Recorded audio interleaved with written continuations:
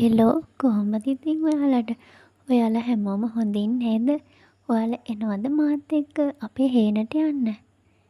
යමුකෝ ඉතින් බලන්න. මේ තියෙන්නේ අපේ හේන. අපි දැන් මේකේ වගා කරන්න හදන්නේ. අපි හදනවා බඩේරිංගු, රටකජු, එතකොට මෑ කරල්, බෝංචි, බණ්ඩක්කා මේ හැමදේම අපි චුට්ට චුට්ට හදනවා. අපේ අම්මා තමයි ඉතින් මේ හේනේ මේ වගා කටයුතු කරන්නේ. නංගි මායි අපේ අම්මට උදව්වට අද හේනට ගියා. අපි දෙන්න ඔය කරන්නේ බඩරිංගු හිටවන එක. නංගි බඩරිංගු ඇට ටික දානවා. මම මේ වලවල් ටික වහගෙන යනවා. ඔයාලට නම් දකින්නකොට ආස හිතෙනවා ඇති. ඒ වුණාට අනේ අම්මේ මේ ගිනි අව්වේ හේනේ ඉන්නවා කියන්නේ පාවෙනවා. ඉතින් අපිට තේ තිබහක් ආවා. අපි තේ මුට්ටිය ලිපේ තියලා ඇවිත් ආපහු වැඩ පටන් ගත්තා. එන්නකෝ දැන් නම් චුට්ටක් හෙවන වැටිලා. හරි මහන්සි. ඒත් ඉතින් තාම වැඩ ඉවර නෑනේ.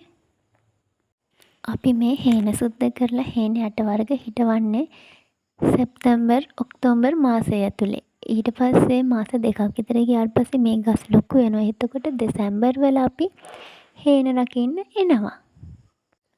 මේ තියෙන්නේ අර අපි ගිනි අව්වේ ඉඳගෙන හිටවපු බඩරිංගු ගස් ලොකු වෙලා. බලන්නකෝ කොච්චර මහන්සි වෙලා අව්වේ ඉඳලා හිටවුවත් මේවා දකින්නකොට පුදුම සතුටක් දැනෙන්නේ. ඉතින් දැන් මේ දෙසැම්බර් මාසේ අපේ අම්මලා හේනෙමයි ඉන්නේ. හේනි චූටි පැලක් හදාගෙන ඒකේ තමයි මුළු දවසම ඉන්නේ. මොකද නැත්තම් සත්තුන්ගෙන් කරදරයිනේ. රැට අලින්ගේ කරදර, දවල්ට මොනරු, කටුසලේනු ඔය ඔක්කොම සත්තු ඉතින් මේවට කරදර කරනවා. කරදර කරනවා කිව්වේ එයාලා මේවා කනවනේ.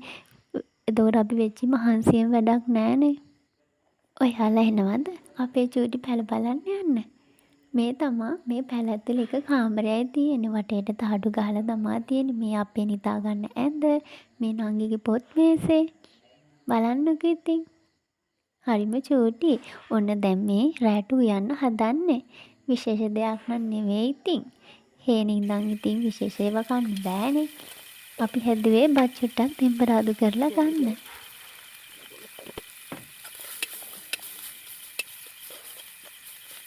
දන්නවද මෙහෙම හැමෝම එකතු වෙලා එකට ඉඳගෙන මේ චූටි පැල ඇතුලේ ඉඳන් මේ තියෙන දෙයක් හදාගෙන කද්දි මාර සතුටක් වගේම දැනෙන ආදරේ කොච්චරක්ද කියලා.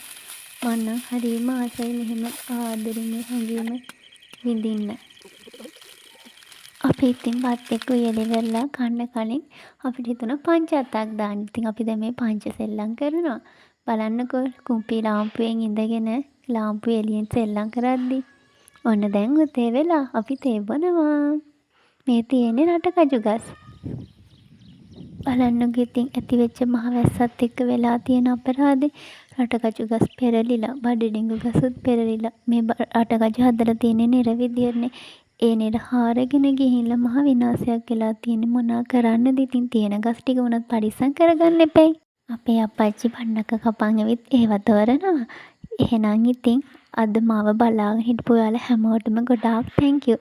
අපේ හේනේ ලස්සනත් බලාගෙන මම වීඩියෝ එක හදලා නවත්තනවා. ඔයාලා හැමෝටම ගොඩාක් තැන්ක් යූ.